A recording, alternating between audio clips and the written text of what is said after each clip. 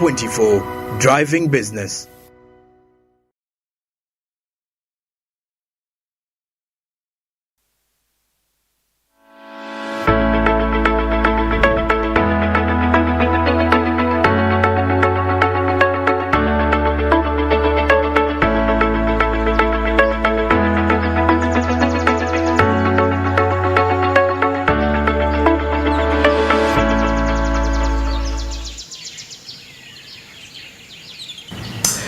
(4:09), and of course getting into the last minutes of the show, still driving the business, and of course still having some discussions regarding what's happening around the country, and that is Uganda. But of course this is made all possible with Zabu. *292# is the magic code, as you will be in position to buy government bonds and securities, any of your choice. That's on all through Altec Securities.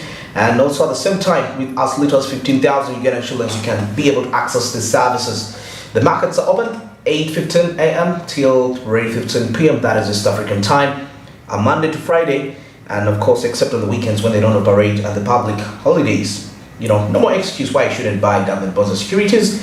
You know, Zabu made it much more easy. Do something new for yourself come the year that is 2023. And also, if you're tired of transacting in these shares, you can instantly withdraw and get back your money and do really other business. And life has to move on. You're earning your side income. No more hassle. Zabu, my money, my future.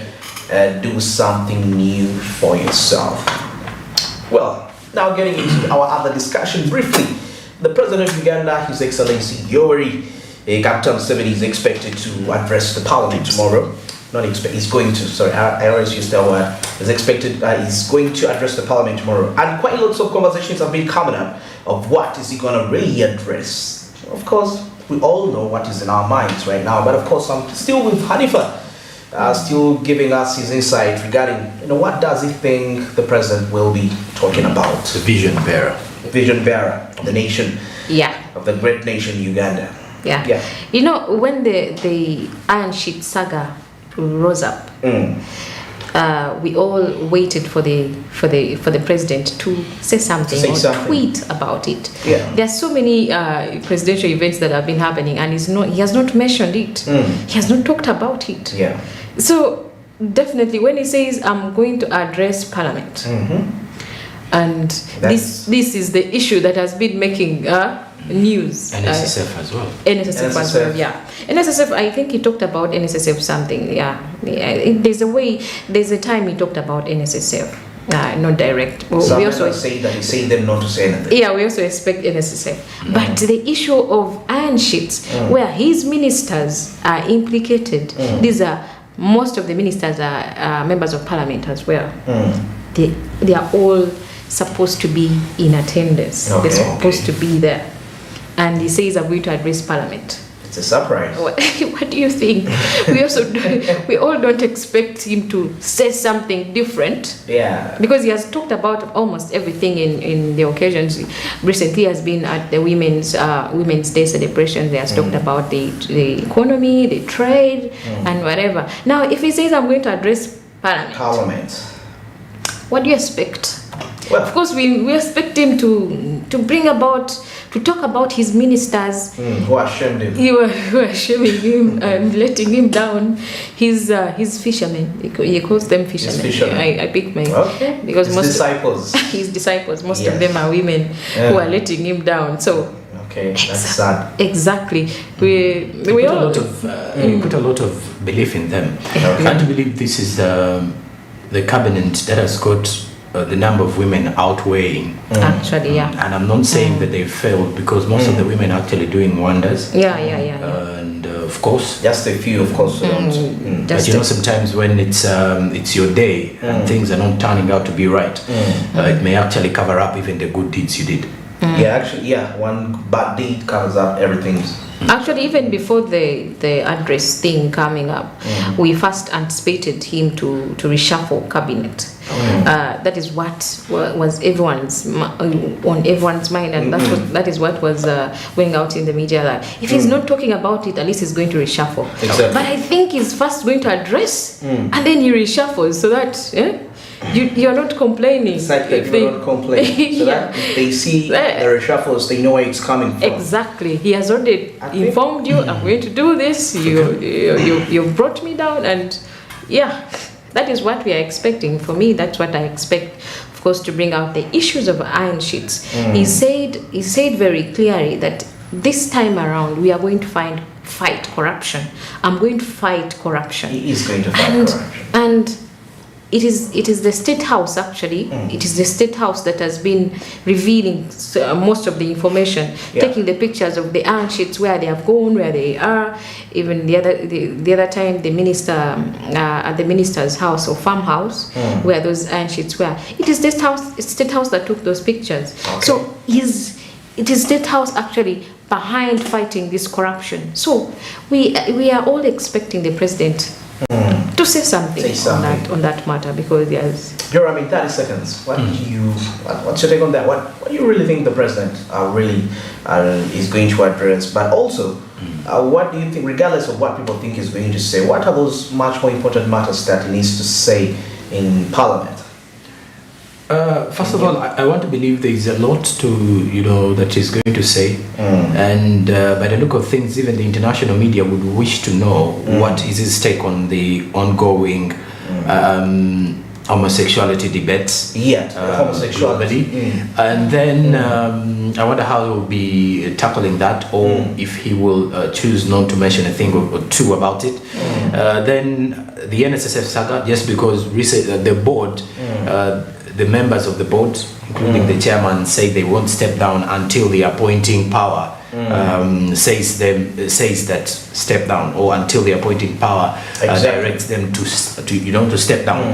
But at the end of it all, I think it is more to wait and see what the president has to say. It is unpredictable unless you have a hint of what the president would say. If one of his social media accounts says, I'll be addressing Parliament for this and this and this. But obviously, as we are waiting, he's going to be addressing Parliament. So we shall be we shall be quick to at least highlight a few of the things that will definitely be making the news and rounds for most of the Ugandans to understand. And of course, for us as Smart24, we'll be so eager to understand the business policies in there and how different things affect the Ugandans, in case President Museveni mentioned, for example, NSSF now look at the Iron Sheet saga, and some of the things that are a little bit more of concern to the Ugandans. All right, it's exactly 41 minutes, 42 past 9 a.m. And of course, thank you so much, Hanifa, Joram, for those very interesting insights. But at this very time, we're getting to our on-ground discussion. And this time around, we are joined with Dr. Clark Chisembo. He's an economist. And the sensitization here is about understanding foreign currency. How does it work and what really attracts foreign currency? Let's get into this. We shall be returning, of course, with further discussions regarding this. So foreign currency in a country, it's more of money from outside coming to Uganda. So you have to attract that money through production. When you produce what is of quality and what is on demand on the regional and international market, that earns us foreign currency. But also to do business in finished products. Because when we trade in raw materials, at the end of the day, those raw materials come back as finished products and we spend. But if we can process and sell finished products, then we get foreign currency into the country. Not only do we have to look at consumables like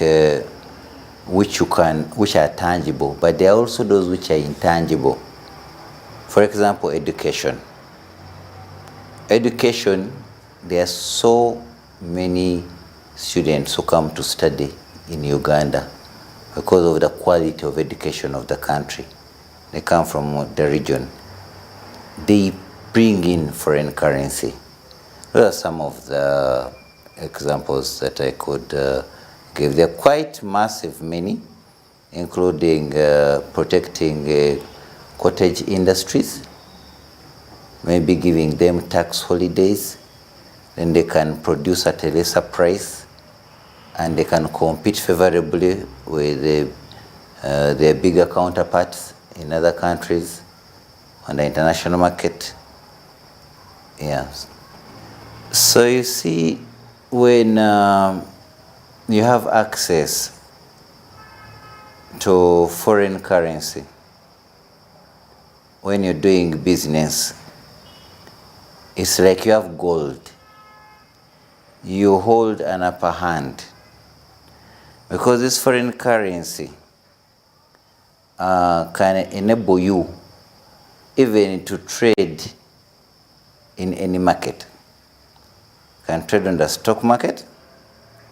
You can be able to lend out the foreign currency to those countries that need it, and you gain very highly. But also you can invest in local companies with this foreign currency, and then they can be able to buy equipment or import equipment which can't be made here. But foreign currency also attracts larger companies, like companies that mechanize, companies that process, to come and set up plants in the country. Because remember that when you have abundance of foreign currency, it does not deplete the value of your national currency. Many interpret it in that way. But at least it gives you an edge on the global markets for trade, which in turn, in the long run, supports the nationals and the citizens. Understanding foreign currency, what really attracts the foreign currency, and of course that's Dr. Clark Sembo. He's been addressing us regarding that matter, and of course, more of that to understand. Joram, it's very interesting. The key points in that discussion when he mentioned about one of the reasons why our countries, most developing countries, have less foreign exchange is because we deal in raw materials. And when you produce raw materials, you're going to export them, and then you're going to buy them back more expensively, wasting. But if you deal in finished products, you're going to be selling. It's not coming back. You're selling. You're selling anything. Your cup, and it's done. It's a cup. It's done. So you're getting more. And I really found that really very interesting. I think that's one of the reasons as to why we are now calling in for a value addition. Value addition industries. That is why the government continues to, give room to foreign investors. It's better they make those products from our country here, other than us selling to them. And they sell us back with much more of the amount. But of course, the other worry is even when we invite them here, sometimes they limit the potentials of our own investors here, our local investors who could as well use, this piece of land to do the same. But also, I think the issue has always rotated around value addition, because the reason as to why we end up exporting our raw materials is because we lack the capacity of the facilities or the infrastructures, to at least add value to these products. So the point has always been, let us just export. Maybe if we export, we rather get the little, but rather than losing it all. Because now, for example, we have a number of companies in Uganda that are being set up. Back then we had very few companies that could add value to, for example, a banana. But now you can see companies that make banana flour, toke porridge, very true. You get to realize they are, they are toke crisps, or what you could say banana crisps. People are adding value to everything. It makes a lot of sense. Yeah, it makes sense. Then you look at products like Irish potatoes. People are still adding value. They either put it out there into chips that we eat in restaurants, or make crisps packed, processed, and then you process, pack, then export. Yeah. So it is adding more value to it. That means we're no longer into that kind of situation whereby you only sell it, you're only exporting these Irish potatoes only for you to receive crisps that are coming in here that are higher. Yet you can easily make your own crisps in the country. Right. For example, even milk. Now we have companies here that make powdered milk. Back then we export, and then they make the powdered milk. But now we are also, in the competition of markets in East Africa for powdered milk. Now we are also going global, not only in Africa. Look at the United Arab Emirates. So this is where people are actually calling in for more. Even coffee, not only are we now exporting the coffee seeds, now we are also making powdered coffee here. So it is a lot more of this particular, kind of value addition, if you have to look at it. And I think it is the way to go. It's the way forward. Even when you look at the fact that now we have many of our youngsters in the country who now know how to actually tailor. Very true. Yes. The only challenge we have is the fact that our textile industry is still facing some of these issues, that we have to still import some materials. Yes. Most of the material actually is imported. But back then it was only you have to import a suit. Imagine an entire suit. Imagine we export cotton, they bring for then we have to import textile. We have to import a suit, clothes and everything. But now you import only material, and then you put it somewhere. Someone makes for you a good suit, and you wouldn't need a Turkish suit or any other kind of suit because someone else knows how to do the things.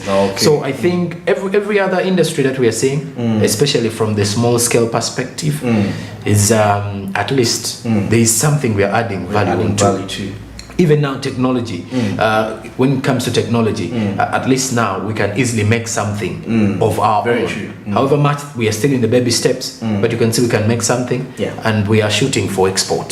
That clearly shows you. Once you start shooting for export, that clearly shows you have the confidence that what you've made has met international standards. Because before you export something, or before it is accepted in the country, it has to meet their standards of that country. That is why Kenya is still banning some of our products, because sometimes we are not consistent with the standard. So they feel like today's standard wasn't right. So not until you work on that standard, we shall accept it. But that clearly shows you that we have stepped up. Despite the few irregularities and few loopholes within the system. Maybe before we sign out, briefly about the upcoming Indian Business Summit. The Uganda-India kind of... yes. We know Indians to have played a very vital role to their economy, which is okay. But I still have one issue against them. It's about the aspect of exploitation. I mean, majority, it's very sad. You can have a look at an Indian CEO, and when you look at the PA, because I expect PAs to really be, you really look at the personal assistant and you're like, this person is not really being treated well. First of all, by just the appearance, But of course, even those people that have gotten chances to work for them, they will tell you the same. Exploitation, which is okay. They've done all this, but Ugandans, we are not really getting our portion back from them, yet they're using our resources to generate what they generate, for sure. That's my opinion regarding that. That's my with business, I respect they are very business minded. They have the industrialization, they really understand that. Even Americans know it. But exploitation, stories of exploitations are ones I hear. That is for people who work with them. Exactly. I can't be sure because I haven't worked for one. I've worked for one. So, and in that kind of representation, I think it is one that doesn't represent the Indians well, if people only say exploitation. But on my side of the view is that sometimes, according to what you realize, you've mentioned Indians and their idea in business is one thing I love about Indians has always been their saving culture. Yeah. And if Indians, there is a way they save, and the reason as to why businesses in India grow, and even here in Uganda, Indian businesses are the businesses that stay for a longevity of time. That is you true. I can agree. you can go downtown and ask a business person; they will actually take you that this business dated way back, even before the economic war in 1972, when Idi Amin expelled. Very true. But when they returned, They resumed. They resumed from where they stopped. So it is these are businesses 10 plus 15 20 years. Oh yeah. So which shows you that we as Ugandans, I think before we look at the element of the exploitation, no one wants to work for like an exploitative person. But then I don't know why we never tend to understand how they how they operate. Because you realize that, well, sometimes here in Africa we say don't make your business a family affair, let your children do their own. But in the Indian way, yes, you will find a CEO of the company as the grandfather. Now the managing director is the father. Now the grandson to the grandfather becomes the operations manager or the accountant. So yes. at the end of the day, we're asking questions. We feel like, well, this is what's up. So if this is what's up, then why can't we put it out as Ugandans? Because their business is generational. By the time the CEO, who is the granddad of the entire family, dies, the father takes up the CEO part. The son to the father comes up. And this son is also giving birth. So every other time, it is a culture about saving, running business, resilience, building. So every generation is building something. Because you realize Ugandans who work for Indians spend more than the Indians themselves. You're right. And yet they receive less the pay. So you ask yourself, what is not happening? But then when you look at the fact that at least the Indian community has forever been one to look at and say we are thankful. The economy, we can't say that the economy can't survive because of them, but it is surviving because they are part. They are part. And at the end of the day, the industry is owned by Indians, employment opportunities, and then besides that, every other person is good to work with if you're cooperative. What I hear about this kind of people is that if you are working with them, you got to be trustworthy. When it comes to matters of trustworthy, because no one would love to have an employee who they don't trust as much. So I think that's the same kind of situation. That the Indians have with us, and that's why they are prospering in their businesses. But of course, their relationship with us continues to grow because by the look of things, the economic cooperation has overgrown with investments across major sectors, amounting to $200 million as of 2020, and 228 investment projects worth $464.5 million in 2021.